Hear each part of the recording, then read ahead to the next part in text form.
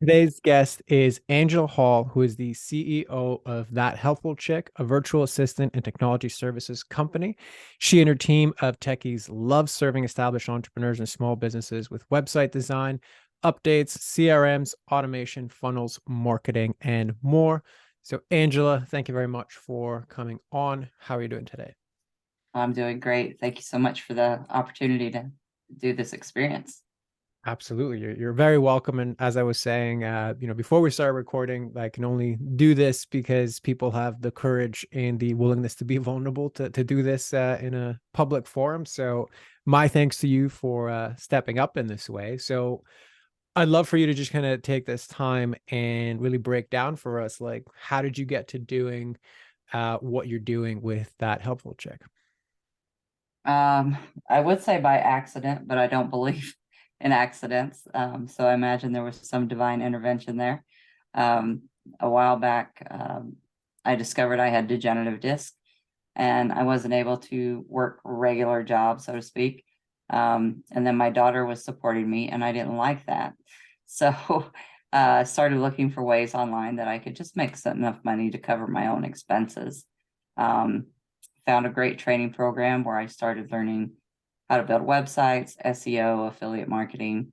Um, and then I got my first client, and then she started teaching me all the tools she was using, like ClickFunnels and Infusionsoft. And the more I learned, the more I wanted to learn. So I discovered a passion I didn't know I had. And it's just grown from there. I've been in business for 9 years now. I have somewhere around 25 clients and then another 15 or so project clients, an amazing team of 5 women. Actually hired my first male recently. He's my personal assistant and he's a rock star. Um, so I love helping people with the technology because I've worked in just about every software and tool there is, and to me it just comes easy. It's easy to me, and I get that it's a struggle for other people, and so I want to help them with that. So that's kind of how we've gotten where we are.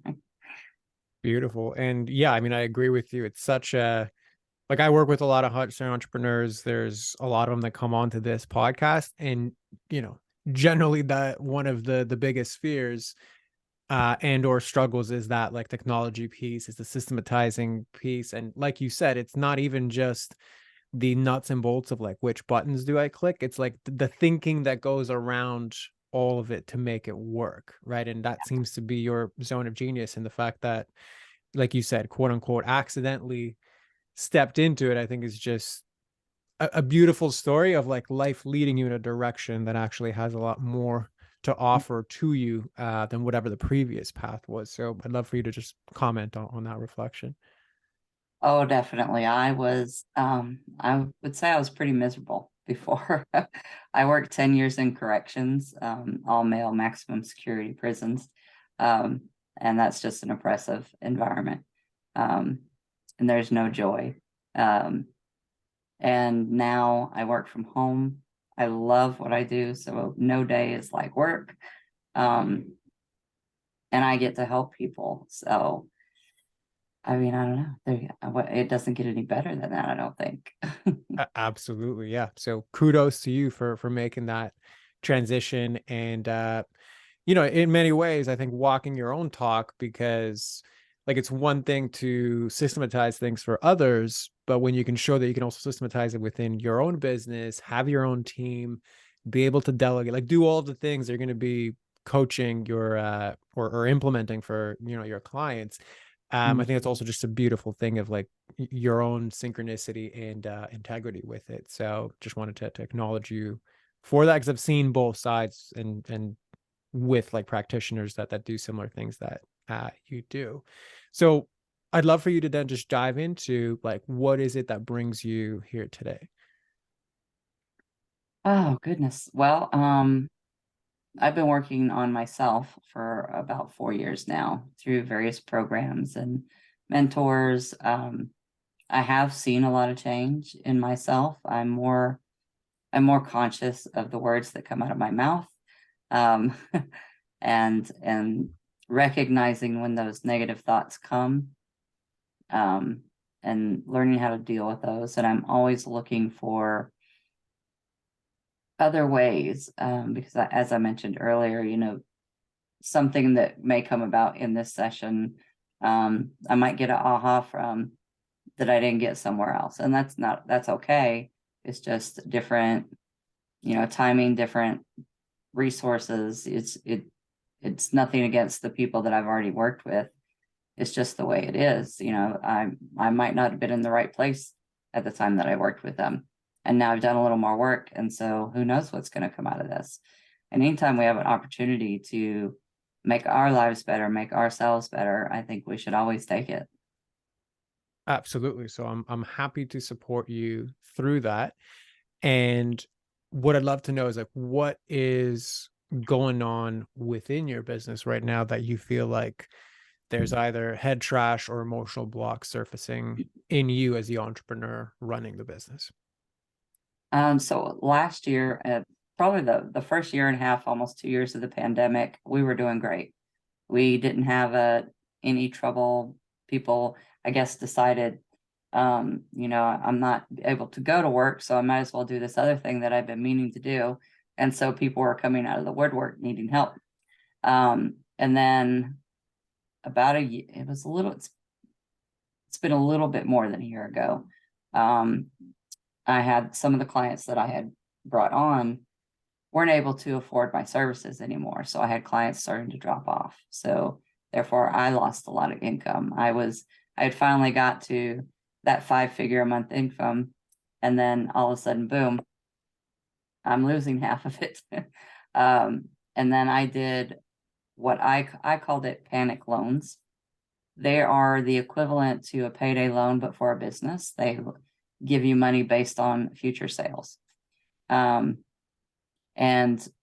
the payback is a weekly payment, not a monthly payment. So please don't ever do that to anybody that's watching or listening. But it's been a struggle. This entire year has been a struggle, even though my income is back up, and some months have surpassed those $10,000 months that I had. Because of those loans that I have, I'm not getting to the point where I'm making enough over that to progress where I need to be. I have a team to pay, my regular business expenses plus my personal expenses. And it's just been a real struggle this entire year. And I'm not getting, it's eluding me what exactly is holding me back. Got it. So just to make sure that I've heard you correctly, it's like you went down this road to serve a particular type of person as the pandemic started that had this massive influx of people coming your way. And then at some point, something shifted, either pandemic finishing or those people weren't able to pay or some combination thereof, leaving this gap in terms of what you were expecting and what you're now getting, kind of forced your hand, whether through panic or it was like the right thing that I thought was going to help to get into this type of loan. And now you're in this space where you're not only just building back, but you're also having to dig yourself out of the holes that created while also maintaining everything to go forward. Like, would that be Yeah, accurate? absolutely. Okay. So what's coming up for you internally as you process that or reflect that back? I have a lot of guilt, honestly, about it. Because like one of the members on my team, she's been with me since the beginning. I owe her some back pay. And she's been very gracious. I pay her the recent month, and then I pay as much as I can extra to get caught up on what I owe her. And she's been very good. Whenever you can get it, that's fine. I just feel like after a year, I should be done with that by now, and I'm not. And so I feel guilt about putting my business and my teammate in that position. Yeah, guilt is huge, huge. Yeah, absolutely. And I just want to acknowledge you for sharing it, right? Because I think it speaks to the honesty and integrity that you want to bring to your team, right? Like you're here, you're supporting me, you've got my back. I want to make sure that I have yours, and I think that's a beautiful thing. Um, and also to who you want to be. Like, I am feeling guilty because I should be further ahead than this, and therefore, like that's why I don't like it. So I just want to acknowledge you for sharing all of those pieces so openly. Um, the follow up then that I would have is, okay, so the guilt is coming from essentially like I'm not where I feel like I should be. Like in a year, I feel like I should have been further ahead. What do you think are the blocks that you can identify that are standing in the way of moving you forward? Mm. One of the things that is, I think, the most challenging for me is normally I would say about 85 to 90% of my clients come through referral. Um, but I don't know how to get myself in front of those other people without anybody sending them to me.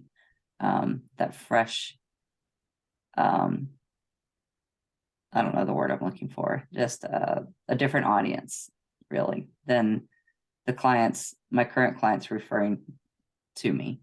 Um, and then, so I feel like when I get them on the call, I feel like my my heart of service and my desire to help comes through, and I don't usually have an issue with closing the sale, as they say. I don't usually have much of a problem with that. It's just getting them on the call. That's my biggest issue. Um, and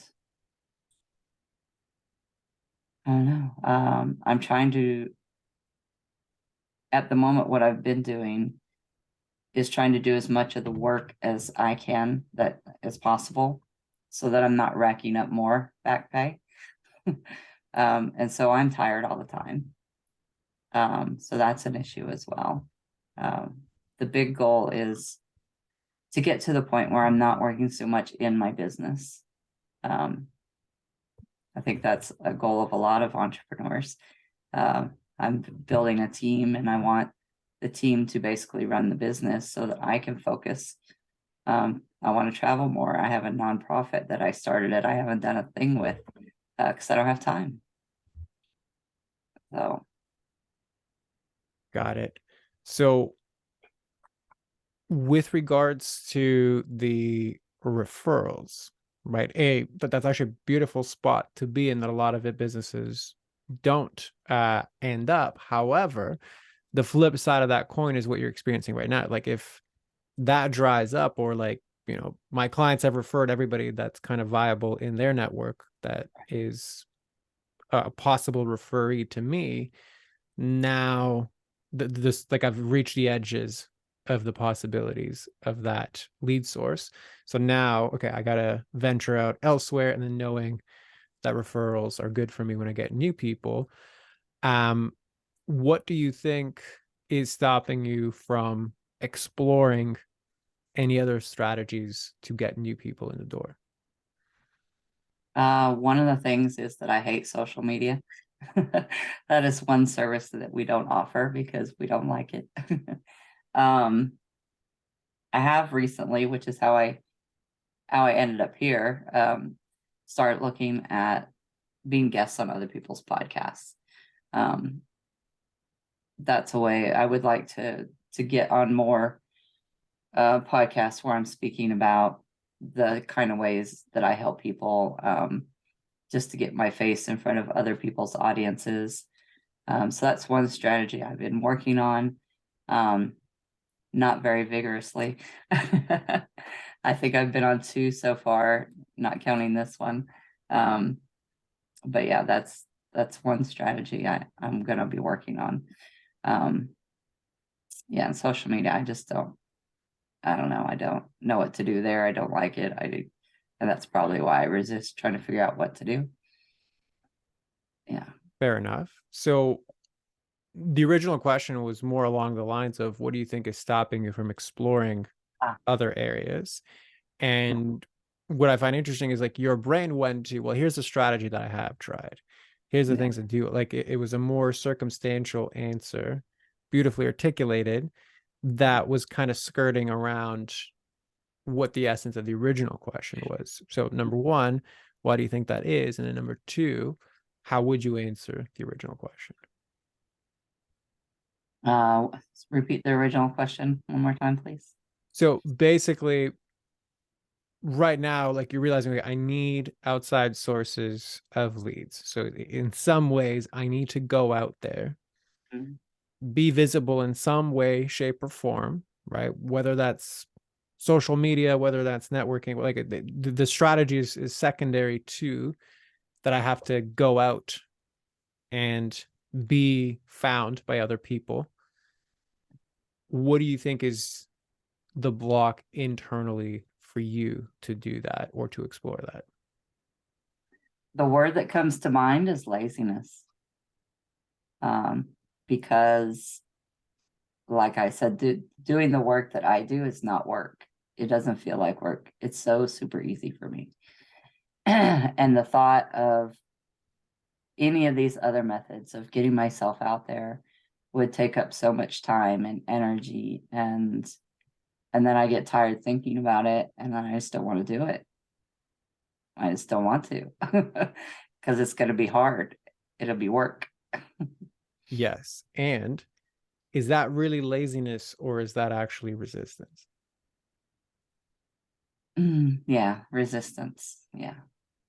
Okay. So, number one, I think being specific and fine tuned with your language is very important, because somebody who builds a team, creates this business in a relatively short amount of time, is able to pay their team, whatever capacity. Like at the end of the day, you still have a team that you're paying, does all this work and fulfills on all of her promises, isn't somebody who I would really associate with lazy, Right. right? Yet your brain likes to give you that, oh, I'm just lazy in this area. But the reality is, it sounds like there's actually resistance towards some aspect of visibility, right? Because what got you here so far has been referrals, which is the perfect source for somebody that inherently doesn't want to be that visible. People just come to me. I don't have to, be out there and be brighter than I am right now so people would see me. So, what lands when I reflect that? Yeah, that's actually been a topic of discussion lately in some of my mastermind groups. Because on one hand, I've had coaches tell me that I have to change if I want to be seen as a professional. Like I'm a t-shirt gal. Everybody, they recognize me, my blue hair and my t-shirts, and I'm comfortable in that. And then I have this person in particular who's telling me that I need to dress up, I need to wear makeup, I need to fix my hair. And I'm like, but do I really? Like, can I just be myself? And so I think that's a big part of where the resistance comes from, is having that discussion in my head. Are people going to take me seriously? Are they going to respect that I am a professional and I know what I'm doing, even looking the way that I do? um, you know, so I would say that's probably my inner fight, my resistance, I guess. So, totally fair. And what I invite you to do is rewind back the 30 seconds of you just saying that and replace all the you instances with I. So it's not, will you or will other people take me seriously with blue hair and t-shirts, and will they see me as a professional? But do I take myself seriously with blue hair, t-shirts? Am I really professional to show up in this way?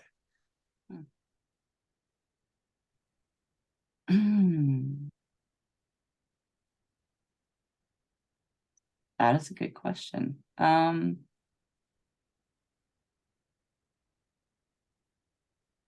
Okay, so maybe I could adjust the t-shirts. I have no issue with the blue hair. I've worked with many people who have different color hair and everything. I don't think that has any effect on professionalism or their ability to work. I guess if there was one thing that I think maybe might give me a little more professional look is changing the clothes, and that's an easy fix. Um, Again, it's something I'm resistant to. I don't like change, apparently. uh, yeah. So also fair. So sticking on to that theme, do you need to change your t-shirts to be considered professional?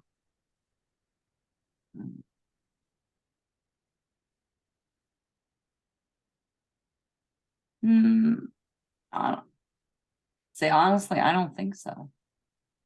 I don't think so because there's lots of people who wear t-shirts. So am I just listening to the wrong people, letting them get in my head? um, And then I invite you to turn that around as well. Am I listening to myself over and above other people?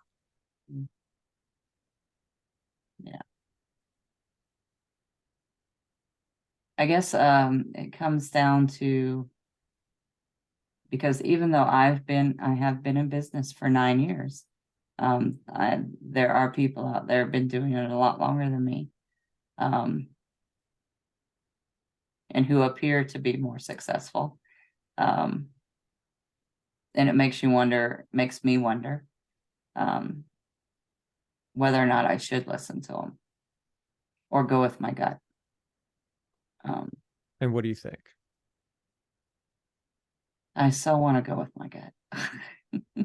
And what's stopping you? mm, Self-doubt, maybe Okay. Anything else?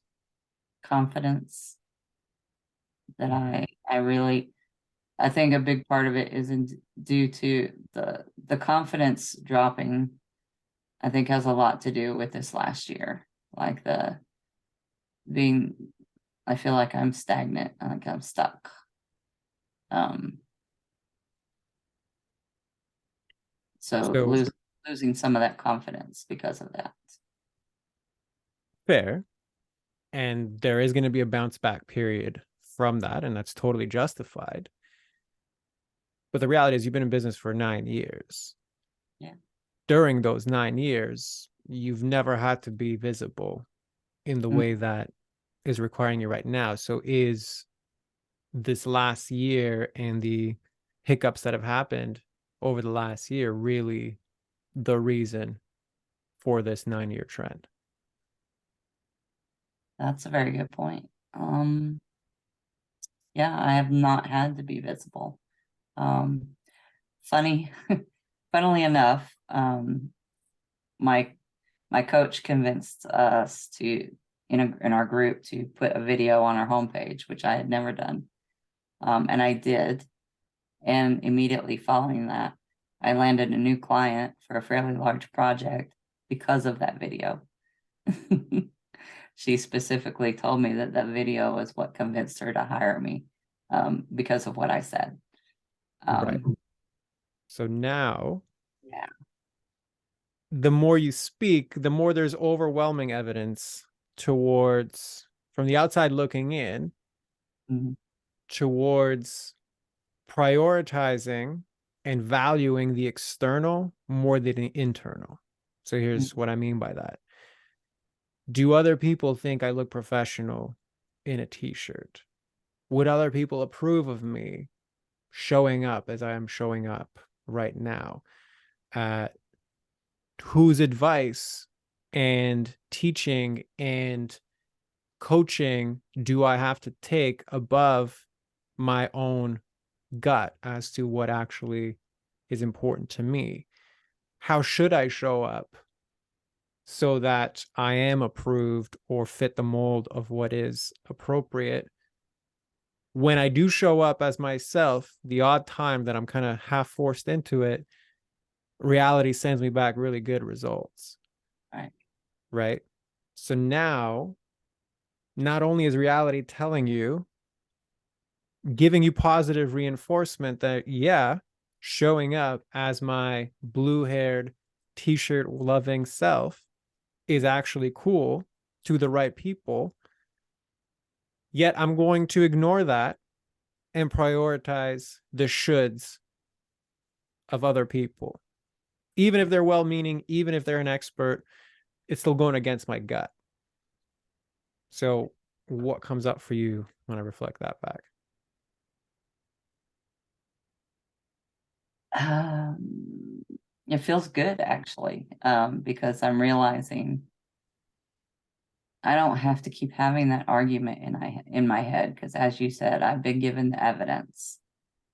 I've been given the evidence that if I show up as I am and bearing my heart, then I don't need all that other stuff. Like, so yeah, it makes me smile because Good. I don't like change. And that's fair.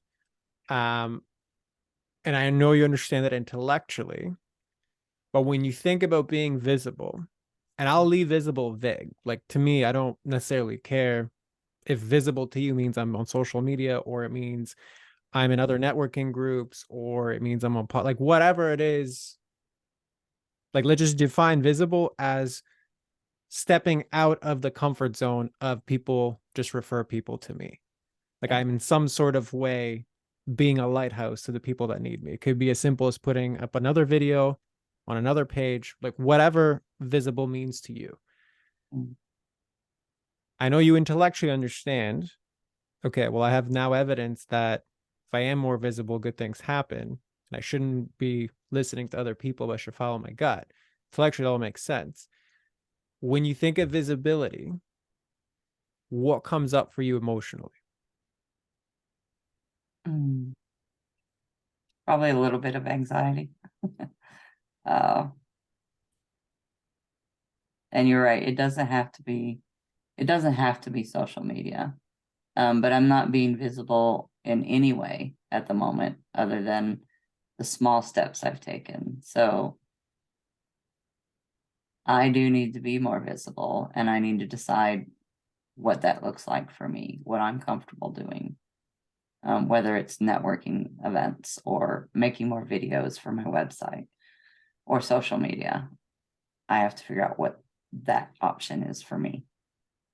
Beautiful. And I agree with you, right? There has to be a level of clarity Mm. as to what visible actually means for me, as to what visibility would look like if it was as enjoyable as the background work of fulfillment and creating the systems and the things you do for your clients.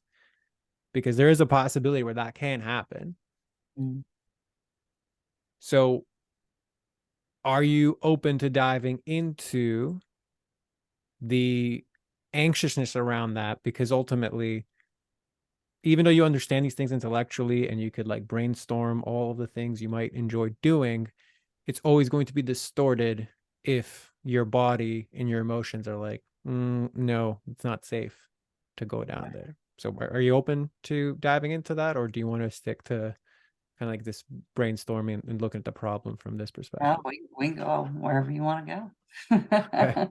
I, fair I enough. will I will mention that while you were just talking, um, I remembered and it brought a little joy to me that I love to teach. Like I teach a class now once a month and I really enjoy explaining things to people in a simple way that they can understand, especially when it comes to technology. And that brings me joy. So that's another way to be visible, is to do more teaching like that. And it wouldn't be work, it would be fun. Um, so yeah. Okay. So now we've gone from visibility is this fear-inducing, anxiousness-inducing thing that I absolutely hate and don't want to deal with to Oh yeah, by the way, there's this whole other fun aspect to visibility that I would enjoy doing more of. So I Yeah. think we've made some great headway in just that last little bit. So kudos to you for that. And that's kind of what I was alluding to with my previous reflection was like there is a scenario, there is a possibility where healing the visibility could lead to you finding the clarity on like what visibility avenue is most aligned, most joyful, most enthusiastic to me. Because that I think is where your sweet spot is going to be. Yeah. Beautiful. So if we, okay, so actually to just contextualize a little bit, like what is your familiarity or previous experience with any sort of like somatic or tuning into your body type work to explore your subconscious or the things under the surface? I've experienced like muscle testing.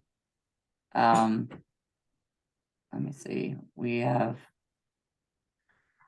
I've tried like guided meditations. Honestly, I've not done well with those. I find the speaker's voice very distracting. So I haven't had a lot of success with those.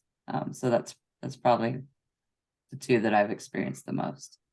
Okay, fair enough. So this is, let's just say on the surface, might look like a guided meditation. It's more like a guided exploration of tapping into your body so that you don't have the conscious mind like throwing out logical answers, but we're really ignoring the emotions underneath. So are you open to exploring something like that and seeing what comes up? Okay, perfect. And by the way, if at any point you're like, you know what, this is BS, I don't want to do this anymore, just I'm the second mate, you're the captain here, so whatever it is you're not cool with, you can stop at any time. So that's totally fine with me. Okay, perfect. So very simple. This is not like a big thing. Really, all I want you to do is, are you comfortable closing your eyes? Mhm. Okay. So just close your eyes and just hold the intention or the thought of, okay, so visibility right now equals anxiety for me. And then just kind of give me a verbal cue as to when you've held that intention, and then we'll explore what comes up from there. So does that sound good to you? Okay, perfect. So now that you have your eyes closed, if you want to do any grounding breaths, that's totally cool with me. So just a deep breath in with an exhale. It's about twice as long as the inhale. And as you're grounding yourself more, I want you to just consider visibility in the grandest, boldest, most fun way possible. What comes up for you from your body or emotionally?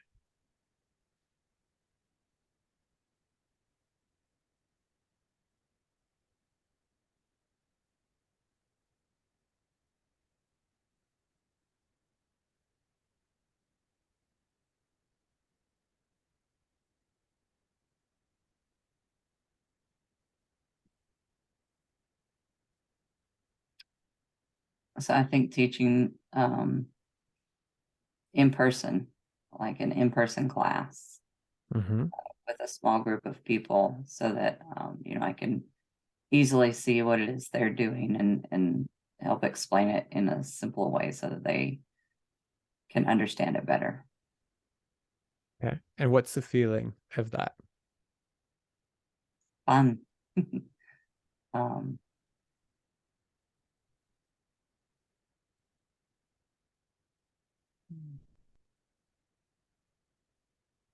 I just feel like it's something that I would truly enjoy. It wouldn't feel like work, just like the work that I do for my clients. Beautiful.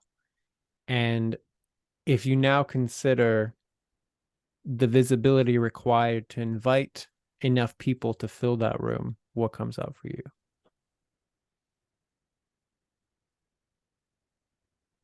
A little bit of anxiety, like where do I start? How do I find them?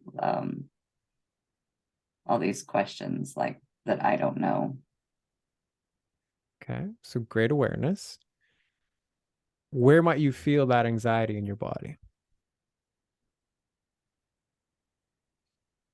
A little bit in my shoulders and a little bit in here. Okay. So shoulders and chest and the head. Perfect. Anywhere else? No. Okay. So out of the shoulders, the chest, and that part by the head near your temple, which one of those feels most relevant?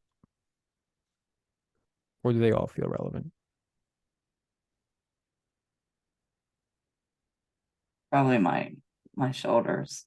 It's like across from shoulder to shoulder, Mm-hmm. that that tension area. Beautiful. So that tension throughout the shoulders towards your upper back. Random question, but if that tension filled part of your shoulders could speak, what might it say?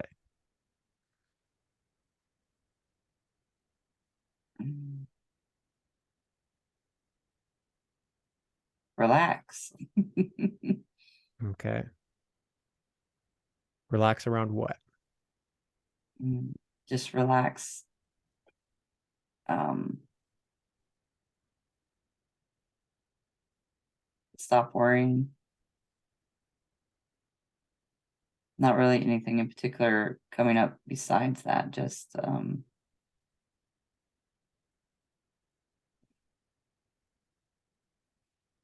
I don't have the answers to those questions.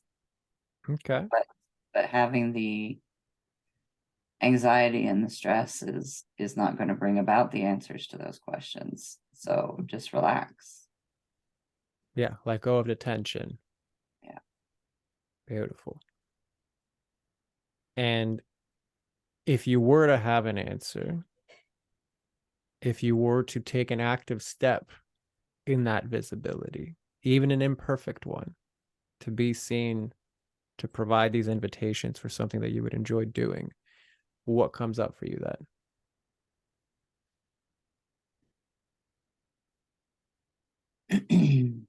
Well, since I live in a small community, probably the first thing that I would do is just do a bunch of flyers and put them up everywhere, in the grocery stores and things like that. And you know, then? So there is a part of you that actually has ideas on what to do. yeah. Beautiful. And how does it feel to put up those flyers and talk to the community? Mm.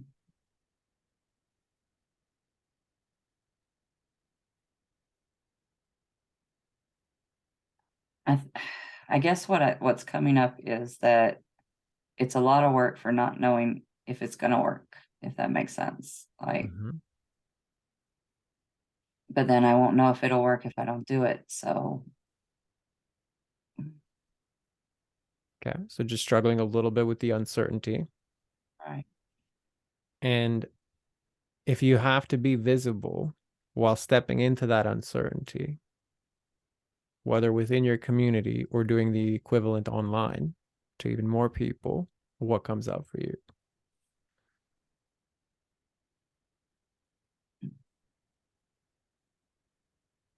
Starting to get a feeling of like being overwhelmed, Mm-hmm. trying to figure out what all to do, especially online. I feel like the in person is almost simpler, um,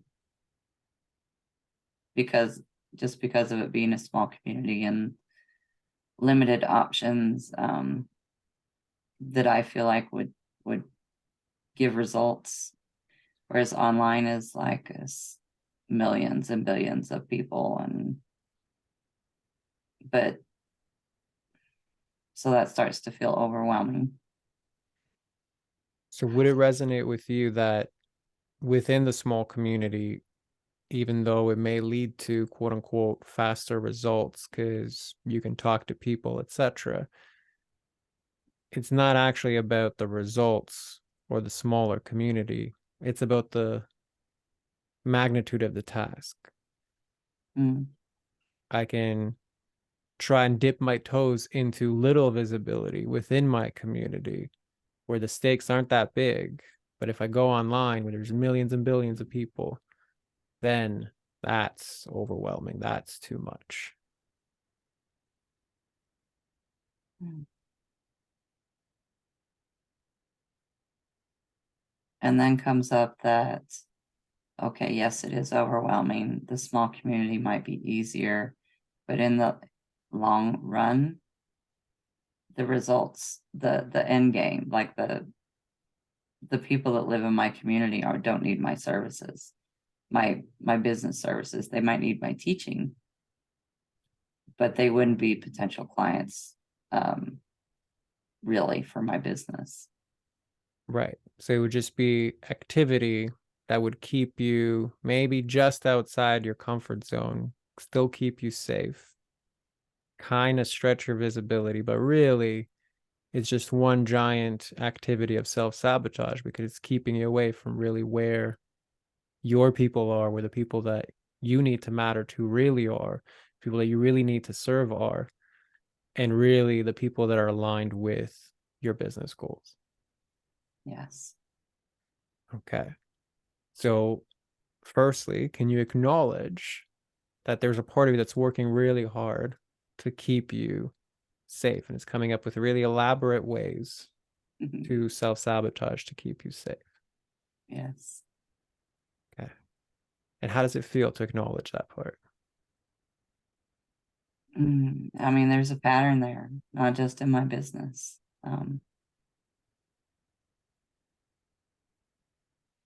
My brain's been trying to keep me safe for years. Um, uh, I just recently started learning how to recognize that. So it's a challenge I'm still working on. Mm-hmm.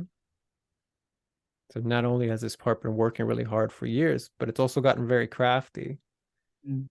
at ensuring that despite whatever consequences come up or that logically seem like a bad idea, its priority is still to keep you safe at all costs. So knowing that, if you were to ask this part, what is it so afraid of? What might it answer? Failure Okay. Failure of what? of the business, failure as a leader, failure as a person.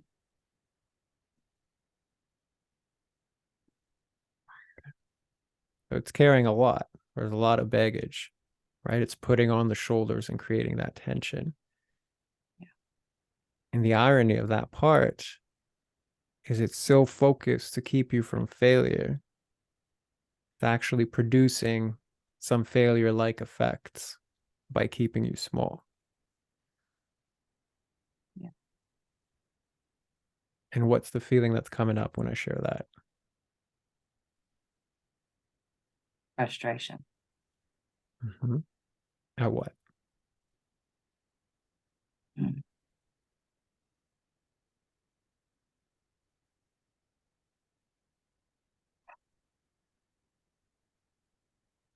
Not like I need to figure it out. I can't keep going on the path I'm going and get to where I want to be. Mm-hmm. So it's frustrating to know I keep taking that safe path.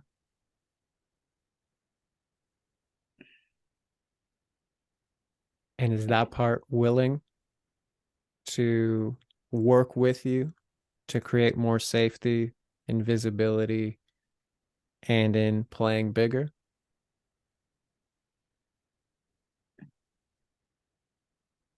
I feel like there's a small part, but then there's another part of me that is saying whether it wants to or not, it needs to get with the program. And what program is that? To do bigger and better and stop going down these wrong paths.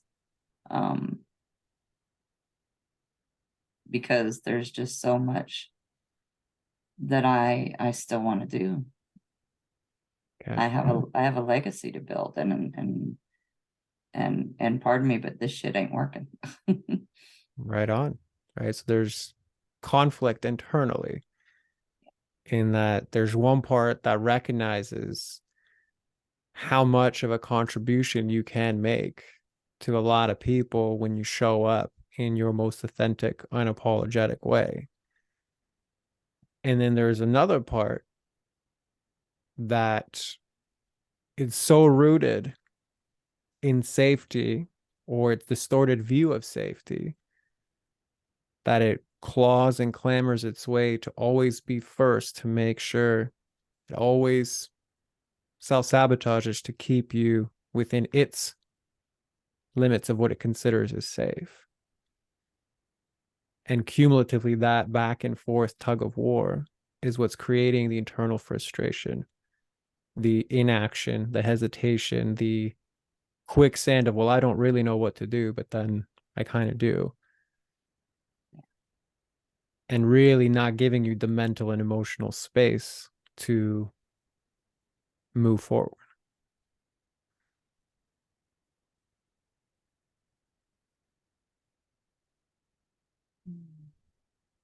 So, what's coming up for you when that's reflected back?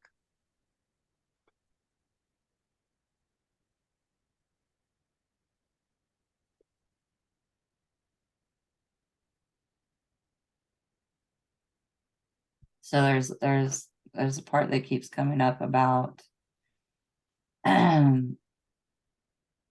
stop trying to find the right words. I used to be a lot more expressive, a lot more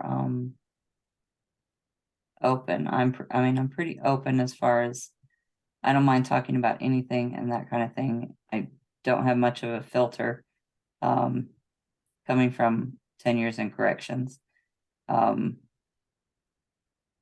and I used to express it a lot more. Um, and it seems like the last, I don't know, 5 years or so, it's like everything's pushed down. Mm, Um, instead of just letting things flow naturally, like trying to put a filter on it, um, trying to suppress, and fit into a box. got it. That's what's coming up. Like, I don't want to be in a box.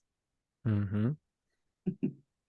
Absolutely. And it's now highlighting the deeper layers and you could say enmeshments internally that are happening, right? This is not just about the anxiety of visibility, but it's also underneath that the suppression of expression, Mm, right? Because if I truly express myself with my blue hair, with my t-shirts, as the professional evidence that I am, that also means I have to be witnessed in that expression, right? So it would basically go against that fear. And I know there's a lot of parts that are coming up here, and for the sake of time, we can't really dive into all of them. But can you take this time to just acknowledge all of the parts that did reveal themselves and really thank them for giving you deeper awareness as to what's going on? oh yeah, there's a lot of very nice points for me to reflect on later. Mm-hmm. I'm quite happy about that. Beautiful. And as you begin to close this off, did they need anything from you? Acceptance. Um, learn more about who it is want to be as I'm turning 50. Be confident in who that person is, the way I want to express myself, and to do that and to be that, and everything else will come. Beautiful. And is that something that you can provide for them as you close this off and move into your day to day? I'm definitely going to work on it. Okay, beautiful. So take this time to think what came up, and whenever you're ready, gonna come back to the present. We can take it from there.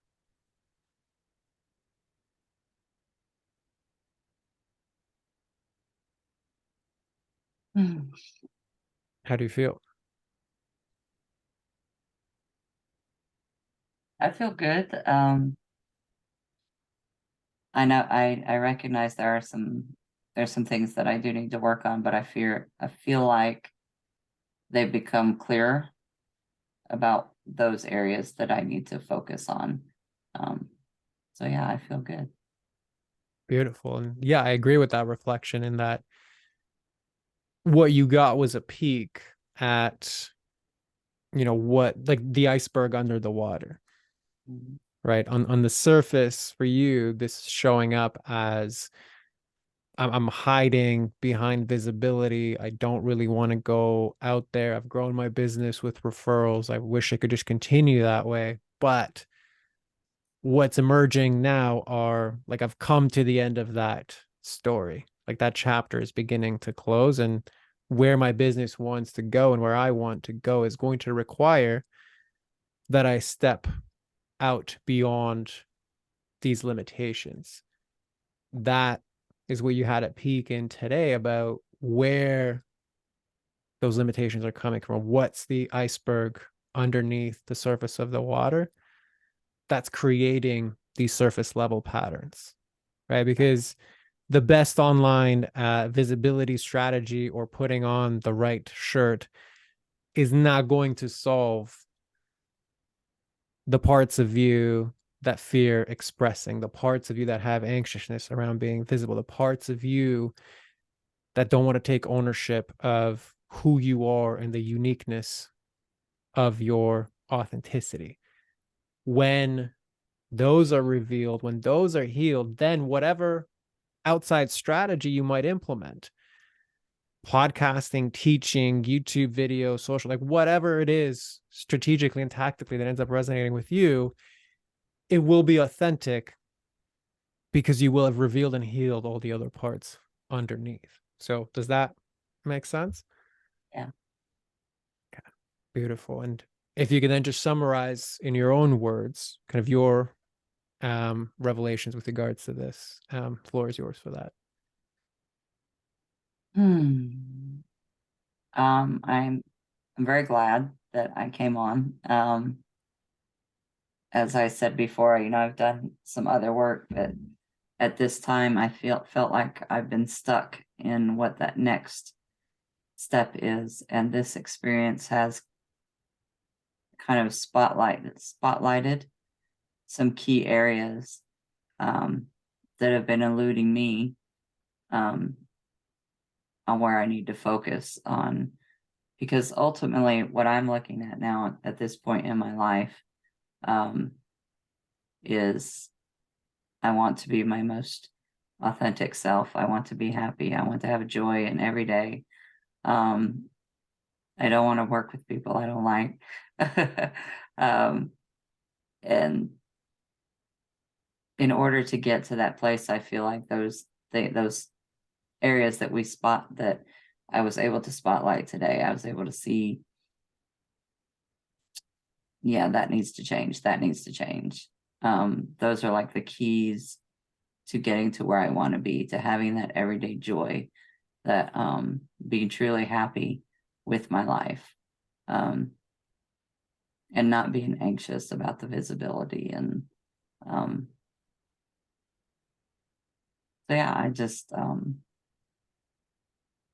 I feel really really good about the today's session, and I thank you very much. You're very welcome. It's my pleasure. So beautifully summarized. And in the spirit of your visibility and expression, if you want to let everybody know where to find you, who's the best person to find you, floor is yours for that.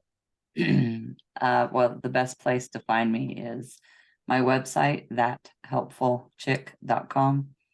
You can also find me on Facebook, but either way, you can reach out, email me, message me. I'm happy to give a consultation. Beautiful. Well, Angela, thank you very much for coming on. As always, we'll include that in the show notes. And for everybody else listening, we'll see you on the next one.